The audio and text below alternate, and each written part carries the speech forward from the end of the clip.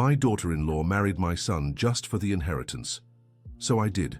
Margaret Wilson watched hidden behind the column in the banquet hall as her daughter-in-law whispered on the phone minutes before the ceremony began.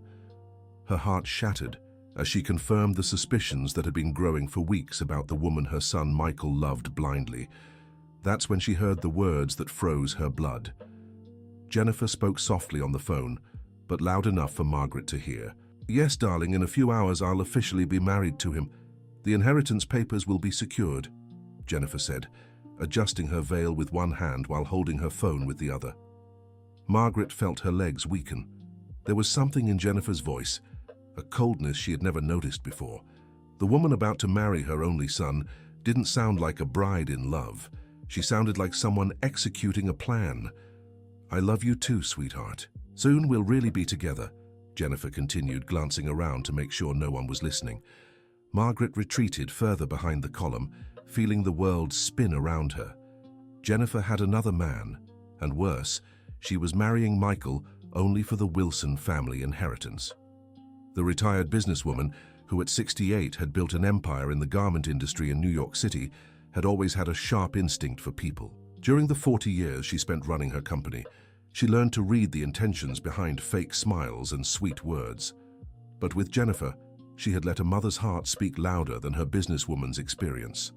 When Michael introduced Jennifer to her 2 years ago, Margaret tried to like the girl. Jennifer was beautiful, polite, and seemed genuinely interested in Michael. But something didn't add up. Little things only an attentive mother would notice. The way Jennifer always changed the subject when asked about her family. How her eyes lit up when Michael mentioned the family business, but turned empty when he spoke of his personal dreams. And most of all, how she always found a way to ask about Margaret's financial situation, disguising it as concern for the couple's future. Now, hidden behind that column, Margaret finally understood everything. Jennifer had studied the Wilson family like a businesswoman studies a market before investing.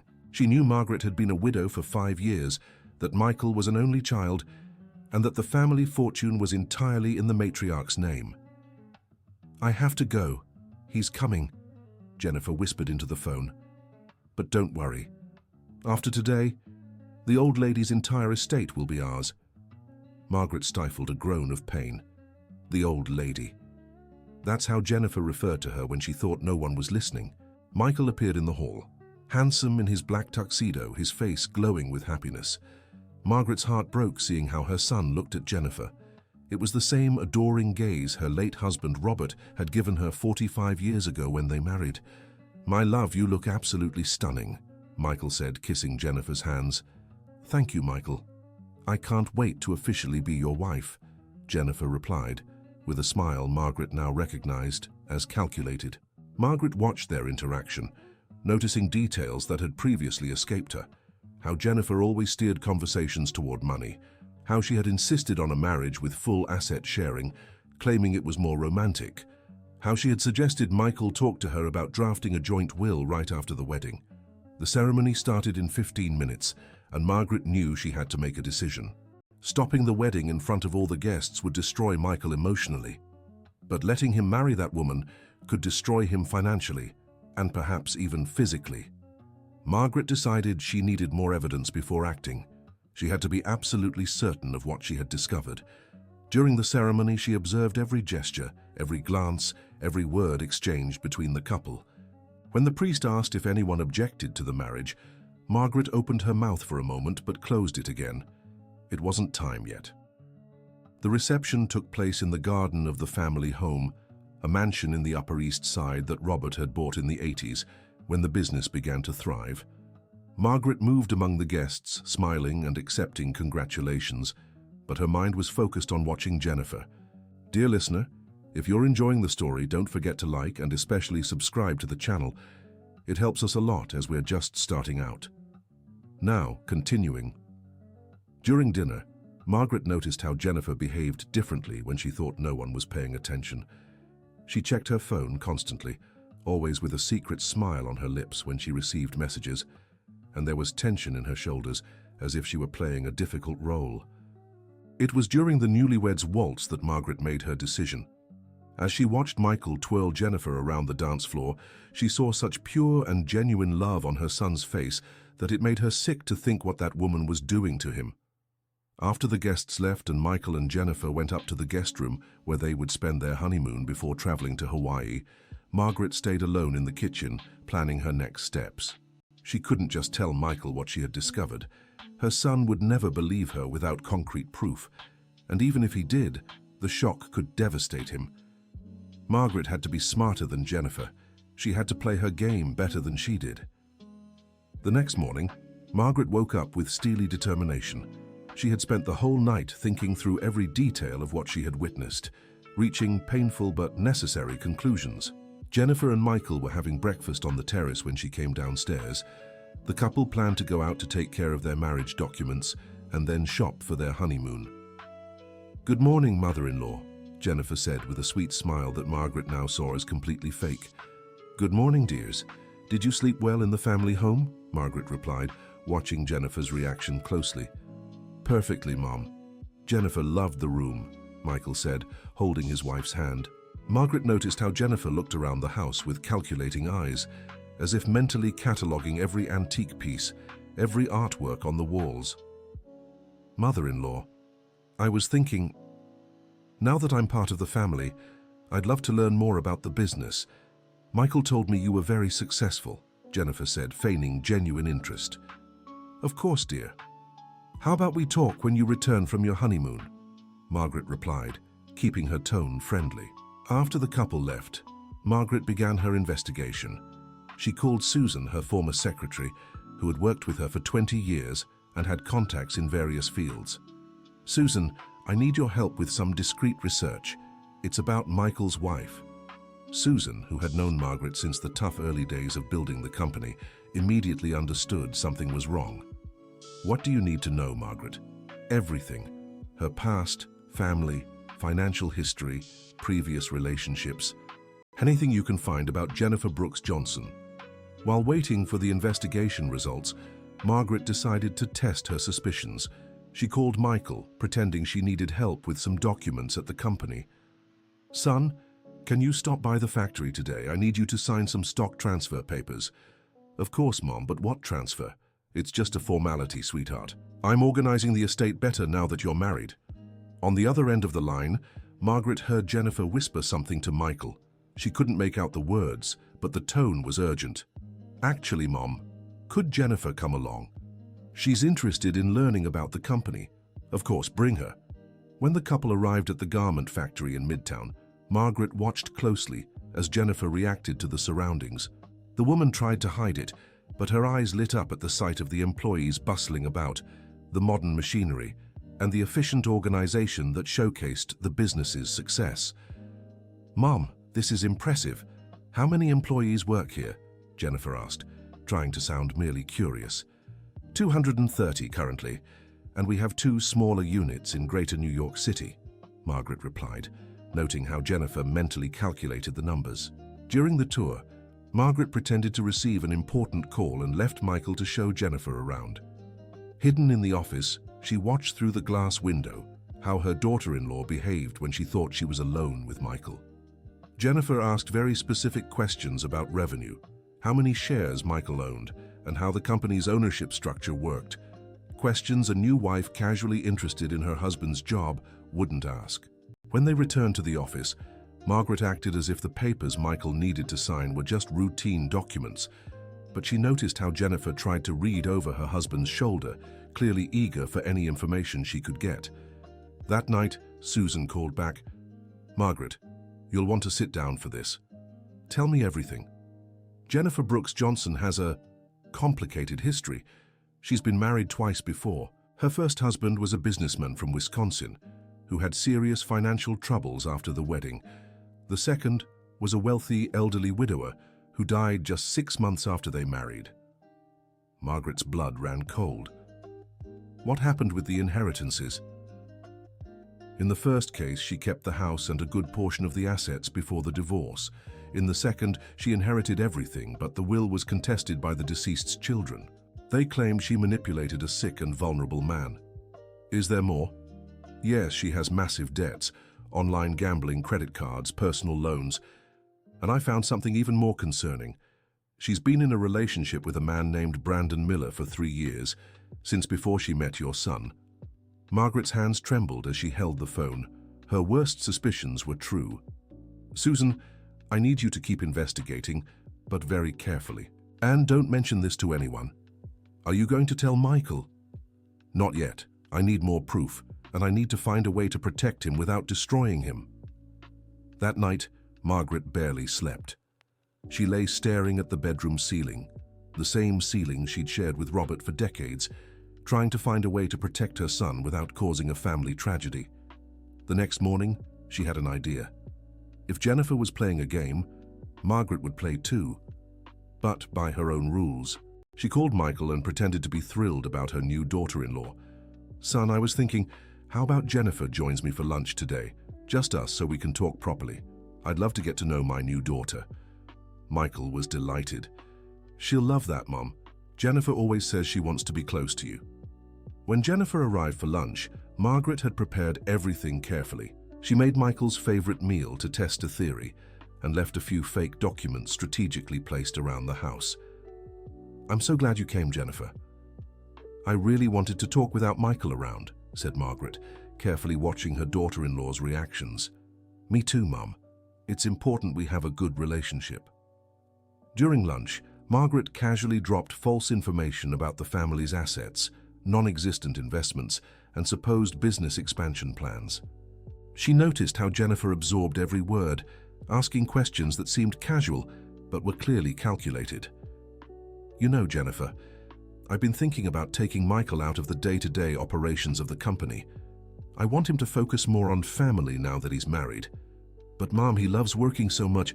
Yes, but I thought about handing management over to a professional and leaving Michael just as a shareholder. That way he'd have more time, and the family would have more financial security. Margaret saw Jennifer's eyes light up at the idea of Michael becoming just a wealthy shareholder with less control over the money. After lunch, as they had coffee in the living room, Jennifer's phone rang. She glanced at the screen and her face tensed. Excuse me, Mum. I need to take this. It's the doctor. Jennifer stepped out onto the balcony, but left the door slightly ajar.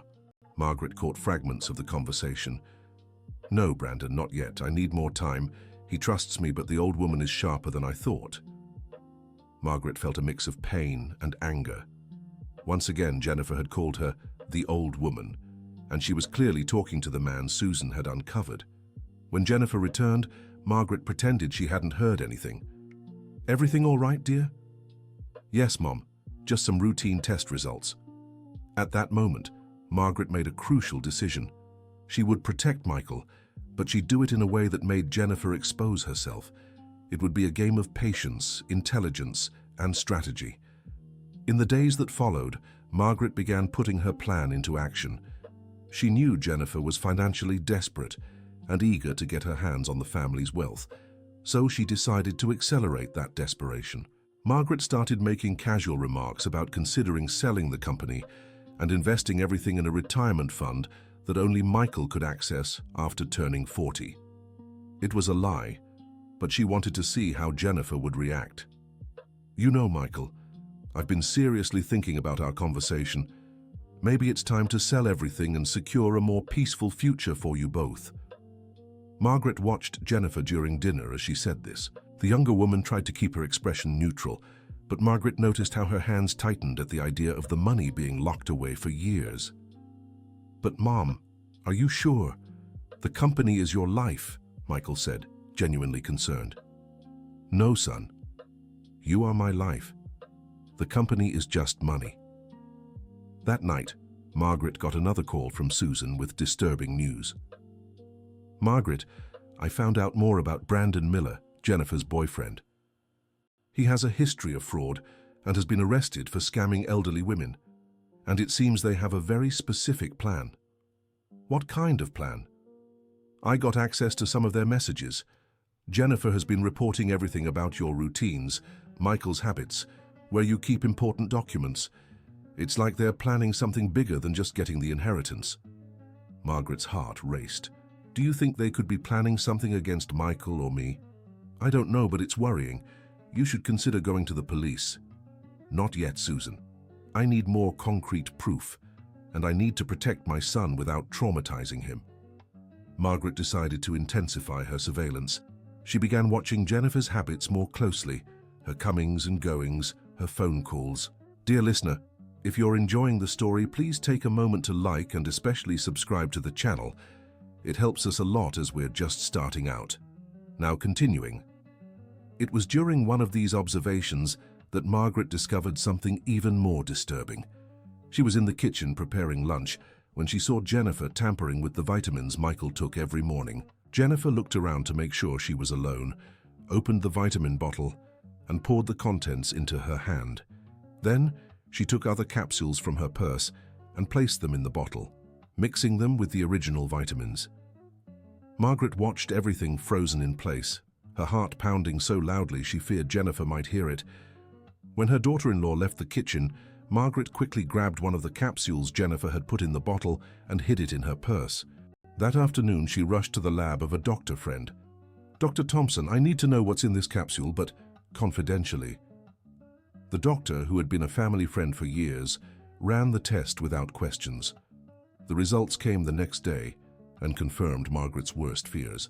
"Margaret, this capsule contains a high dose of benzodiazepines. It's a type of sedative that can cause mental confusion, excessive drowsiness, and, with repeated doses, can lead to dependency and serious memory problems." Margaret felt the world spin around her. Jennifer was drugging Michael. She was systematically destroying his ability to think clearly, to manipulate him better. Now she was absolutely certain she wasn't just dealing with a scammer after money. She was dealing with someone dangerous enough to slowly poison her own husband. That night, when Michael complained of a headache and mental confusion, Margaret watched as Jennifer pretended to be concerned while offering him more vitamins. "Honey, you've been working too hard. How about taking your vitamins and resting?" Jennifer said with false sweetness. Margaret had to restrain herself from snatching the bottle right out of her daughter-in-law's hands. Instead, she waited until everyone was asleep and went to the kitchen. She threw out all the tampered capsules and replaced them with normal vitamins from a 24-hour pharmacy. She also installed a small hidden security camera in the kitchen, disguised among the spice jars. In the following days, Margaret noticed Michael gradually improving. His mental confusion lessened, and he regained energy and focus. But Jennifer seemed increasingly nervous and impatient. Then, Jennifer made a fatal mistake. During a family dinner, she directly asked about Margaret's will. "Margaret, Michael was telling me how Robert made sure everything was well organized before he passed. Have you taken care of those things too?" The question was so blunt and inappropriate that even Michael was embarrassed. "Jennifer, what kind of question is that?" he said, clearly uncomfortable. "Sorry, honey, it's just that my mum always says it's important for families to talk about these things, to avoid problems later." Margaret looked at her daughter-in-law with a coldness that made Jennifer squirm in her chair. "How interesting, Jennifer. You mentioned your mother. When do I get to meet her?" "Oh, she doesn't travel much. She has health issues." "That's too bad. And your father?"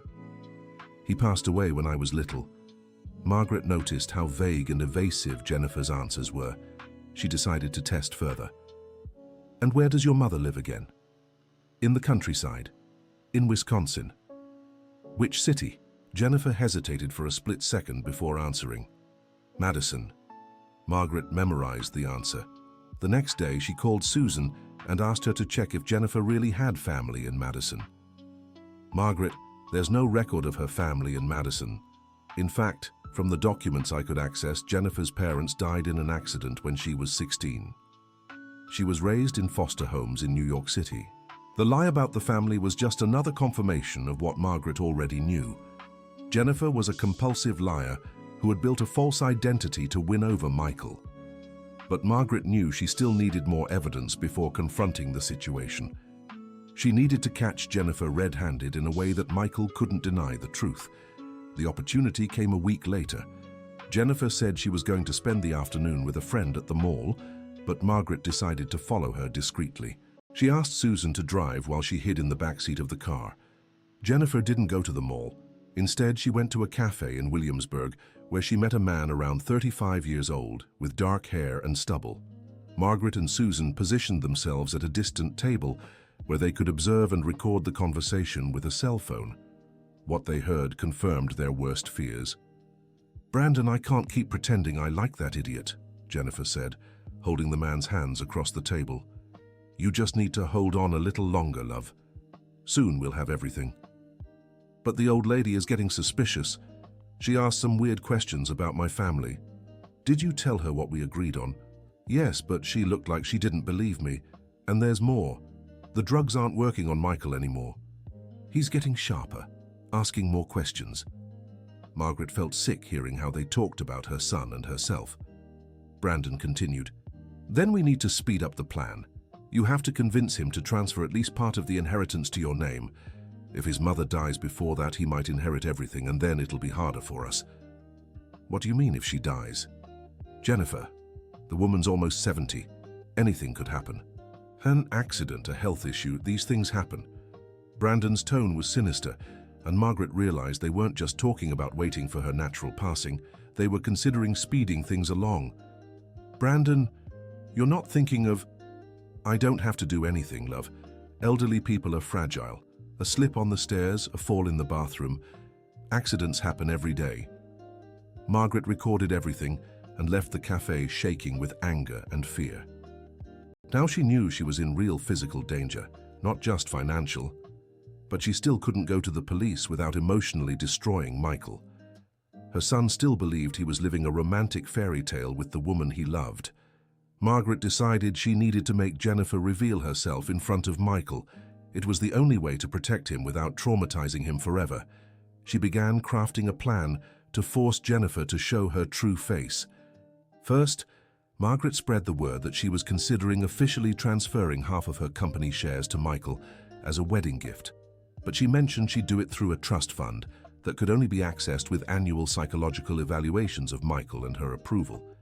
As expected, Jennifer was furious when she heard about the restrictions but tried to hide her anger. "Mother-in-law, don't you think this is a little controlling? Michael's an adult. He should have full access to what's his." "It's precisely because he's an adult that I'm being cautious, dear. I've seen too many families destroyed by poorly managed money." Margaret watched as Jennifer clenched her fists, trying to stay composed. Next, Margaret pretended she was traveling to Los Angeles for a week to handle a supposed investment. In reality, she stayed hidden at Susan's house, watching her own home through the security cameras she'd installed. With Margaret away, Jennifer immediately intensified her efforts to manipulate Michael. She started making spiteful comments about his mother. "Honey, don't you think your mother is too controlling? She treats you like a child." "Jennifer, my mother has always supported me in everything." "Yes, but now you're married. Your loyalty should be with me, not her." Margaret watched the security footage with a broken heart, seeing how Jennifer systematically planted seeds of discord between her and Michael. But the worst was yet to come. On the third night of Margaret's supposed trip, Brandon showed up at the house. Through the cameras, Margaret watched as Jennifer greeted him with passionate kisses and embraces in the very same bedroom she shared with Michael. "My love, we finally have some time alone," Jennifer said, hugging Brandon. "How's the plan going?" "Better than we hoped. The idiot is starting to question his mother because of me, and I found out where she keeps the important documents." Jennifer led Brandon to Margaret's office and showed him the company papers, the stocks, the will. Brandon photographed everything with his phone. "Perfect, my love. Now we just need to speed things up. You have to convince him to sign a general power of attorney in your name." "But how do I justify that?" "Make up an emergency. Say his sick mother needs money urgently. Anything. The important thing is to get legal access to his assets." Margaret watched in horror. They weren't just planning to steal Michael's future inheritance. They wanted everything he had now.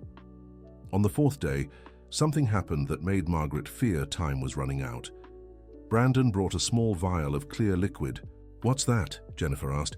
"Let's just say it's a solution to our problem with the old lady. A few drops in her food or drink and it'll look like a natural heart attack." Margaret's blood ran cold. They were really planning to kill her. "Brandon, I don't know if I can do this." "Jennifer, we're talking millions. You can, and it'll look natural. A woman her age, the stress of the business. It's perfectly normal. At that moment, Margaret decided she couldn't wait any longer. She had to act before it was too late. She called Susan and Dr. Thompson, asking for help to execute a plan that would protect Michael and keep her safe. The next morning, Margaret returned from her trip. She greeted Michael and Jennifer as if nothing had happened, but inside she was ready for the final battle. "How was your trip, Mom?" Michael asked. "Wonderful, son, and I have news for you." Margaret announced she had decided to speed up the transfer of assets to Michael. She said she'd do it the following week, but needed him and Jennifer to sign some documents with a lawyer first. Jennifer could barely hide her excitement. "That's wonderful, mother-in-law. It'll give our family more security." "Yes, dear, especially since I'm also changing my will. I want to make sure everything is organized the best way possible." That night, Margaret pretended to feel ill during dinner. She had arranged with Dr. Thompson to simulate symptoms of a heart condition. "Oh, what a strange pain in my chest," she said, clutching her heart. Michael was immediately worried, but Margaret noticed the strange gleam in Jennifer's eyes. She looked hopeful that Margaret was truly unwell. "Mother-in-law, should I call a doctor?" Jennifer asked, though her tone lacked real urgency. "No, dear, it's probably just exhaustion. I'll take my medicine and rest." Margaret went upstairs, but kept watch through the slightly open door. As expected, Jennifer quickly grabbed her phone and sent a message. Margaret was sure it was to Brandon, telling him about her illness. "Dear listener, if you're enjoying the story, don't forget to like and especially subscribe to the channel. It helps us a lot as we're just starting out." Now continuing the next morning, Margaret implemented the riskiest part of her plan. She pretended to feel better and decided to make a special breakfast for the family. While preparing the food, she strategically left a glass of water on the kitchen counter and stepped out for a few minutes, pretending she had forgotten something in the bedroom.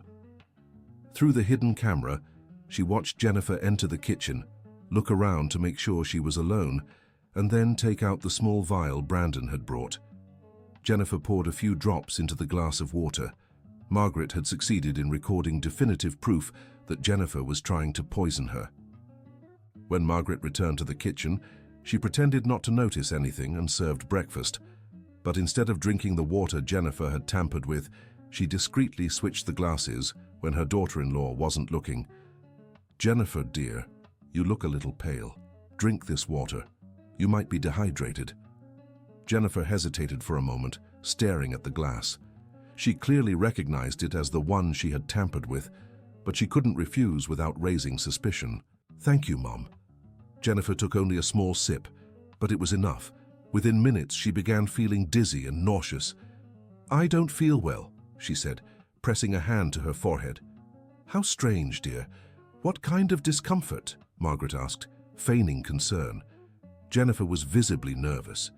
She knew she had fallen into her own trap, but she couldn't tell anyone. Just dizzy. I think I'll lie down for a bit." When Jennifer went upstairs to her room, Margaret called Susan. "It's time. Execute the plan." 15 minutes later, the doorbell rang. A well-dressed man stood there carrying a briefcase. "Michael, this is Dr. Johnson, the lawyer handling the asset transfer we discussed." Michael greeted the man, who was actually a private investigator friend Susan had hired. "Mr. Michael, before we proceed with the transfer, I need to run some security checks. It's standard procedure for large estates." "What kind of checks?" "Mainly regarding external influences or possible manipulation attempts. Unfortunately, inheritance scams are more common than people think." At that moment, Jennifer came downstairs, still pale but trying to hide it. "Darling, come meet Dr. Johnson. He's handling our paperwork." Jennifer forced a smile as she greeted the investigator. "Dr. Johnson was just explaining the security procedures for asset transfers," Michael said. "So how interesting," Jennifer replied, but Margaret noticed how tense she was. "Mrs. Jennifer, would you mind answering a few routine questions, just to complete the security file?" "Of course." The investigator began asking seemingly innocent questions about Jennifer's past, her family, and her previous relationships. With each question, Jennifer grew more nervous, giving contradictory answers. "You mentioned your mother lives in Madison. But the documents here state your parents passed away when you were a minor. Jennifer turned even paler. Oh, I meant my adoptive mother. I see. And what about your previous marriages? Previous marriages? Michael looked at Jennifer, confused. You told me I was your first husband. Margaret watched the situation unfold, feeling both pain for her son and relief that the truth was finally coming out. Mrs. Jennifer, according to our records, you were married to Mr. Richard Thompson Baker in 2019 and to Mr. Walter Peterson in 2021. Can you explain this discrepancy? Jennifer looked around like a cornered animal. She realized her facade was crumbling and there was no way to lie anymore. Michael, I can explain...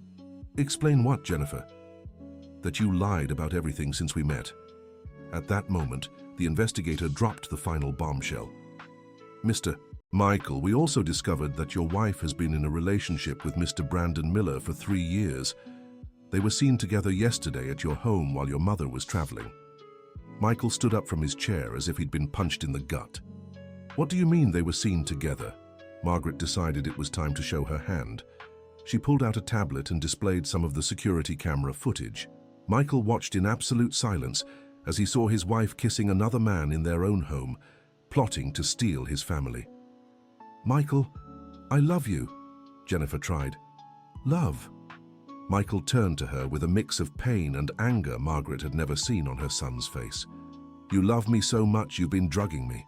Jennifer froze. How did he know about the drugs? Margaret showed the video of Jennifer tampering with Michael's vitamins. Jason, she's been putting sedatives in your vitamins for weeks. That's why you've been confused and having memory problems. Michael sat down heavily, as if the weight of the betrayal was too much for his legs to bear. Why, Jennifer? Why would you do this to me? For a moment, Jennifer seemed genuinely shaken by the pain on Michael's face. At first, it was just about the money. But then what? Then I really did fall in love with you. Liar! Michael shouted with a fury that even surprised Margaret. If you loved me, you wouldn't have another man. You wouldn't have drugged me. You wouldn't have plotted to steal my family. Jennifer started crying, but Margaret didn't know if the tears were real or just another manipulation. Michael, please, let me explain. No, it's over. I want you out of my house now. But I'm your wife. Not anymore. I'm filing for an annulment today. Jennifer glared at Margaret with pure hatred. This is your fault, you old witch. You ruined everything. No, Jennifer. You ruined everything when you decided my family was just a target for your schemes. At that moment, Brandon appeared at the front door. He had come to pick up Jennifer because she hadn't answered his messages. Jennifer, what's... Brandon stopped when he saw the scene. Michael looked at the man who had betrayed him with his wife and felt an even greater rage. So you're Brandon, the man my wife really loves. Brandon realized he'd been caught and tried to leave, but the investigator blocked his exit. Mr. Brandon, you're being accused of conspiracy to commit fraud and attempted poisoning. I suggest you stay where you are. What are you talking about? Margaret showed the recording from the cafe where Brandon and Jennifer had plotted his mother's elimination. Brandon's expression shifted from nervousness to panic. This is a misunderstanding. Misunderstanding? Michael stepped toward Brandon with clenched fists. You plan to kill my mother. The investigator had to intervene to keep Michael from attacking Brandon. Mr. Michael, let the justice system handle this. We have enough evidence for a formal complaint. Jennifer and Brandon were taken away by the investigator, who had called the police. Before leaving, Jennifer turned to Michael one last time. Michael, I really did fall in love with you. That part wasn't a lie. If you really loved me, you wouldn't have done what you did. After everyone left, Margaret and Michael were alone in the room. The silence was heavy, filled with pain and disillusionment. Mum, I'm sorry. For what, son? For not believing you. For letting her turn me against you. Margaret stepped closer and hugged Michael, feeling him tremble with emotion. None of this is your fault, Michael. She was just too good at manipulating people. How did you know? A mother's instinct and a businesswoman's experience. When someone is more interested in your money than in you, certain things become obvious. I feel so foolish. You're not foolish. You're a good man who believes the best in people. Don't let this experience change that. In the weeks that followed, Michael went through a difficult period of emotional recovery. He had been betrayed in the worst possible way by someone he had trusted completely. Margaret cared for her son with the same devotion she had shown when he was a child. She knew the pain of betrayal would take time to heal. The legal proceedings against Jennifer and Brandon were swift. With all the evidence Margaret had gathered, they confessed in exchange for lighter sentences. Jennifer was convicted of fraud, attempted poisoning, and document forgery. Brandon received similar sentences, along with other past crimes that came to light during the investigation.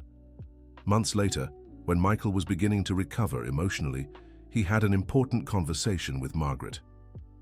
"Mom, how did you manage to plan all this? 40 years running a company taught me to think strategically, and my love for you gave me the motivation not to give up. You could have told me from the start. No, son, you would never have believed me without seeing the proof, and even if you had, the pain would have been the same. At least this way you saw for yourself the kind of person she really was." Michael reflected on his mother's words and recognized the wisdom behind her actions. "You saved my life, Mom. Literally. You'd save mine too if it came to it. That's what families do for each other." A year after the wedding that had changed their lives forever, Michael and Margaret were closer than ever. He had returned to work at the company with renewed energy and was slowly opening himself up to the possibility of love again. It was during a business conference that Michael met Sarah Jane, a marketing entrepreneur who ran her own agency. She was smart, independent, and genuinely interested in who Michael was as a person, not in what he owned. When Michael introduced her to Margaret, the difference was clear from the start. Sarah Jane asked about the company's history, the challenges Margaret had faced as a businesswoman, and her values and principles. "Mrs. Wilson, I really admire women of your generation who built lasting businesses. You must have faced a lot of prejudice." "I did, dear, but every obstacle made me stronger. Michael told me you taught him everything about business. That's beautiful." Margaret noticed how Sarah Jane looked at Michael, with genuine admiration, respect, and affection, completely different from the calculating gaze Jennifer had always had. 6 months later, Michael proposed to Sarah Jane. This time, Margaret had no hesitation in giving her blessing. Michael's second wedding was simple and intimate, with only close family and true friends. Sarah Jane insisted on a prenuptial agreement, saying she wanted to be sure she was marrying for love, not for money. During the ceremony, Margaret watched her son's face and saw a serene, mature happiness, nothing like the blind passion he had felt for Jennifer.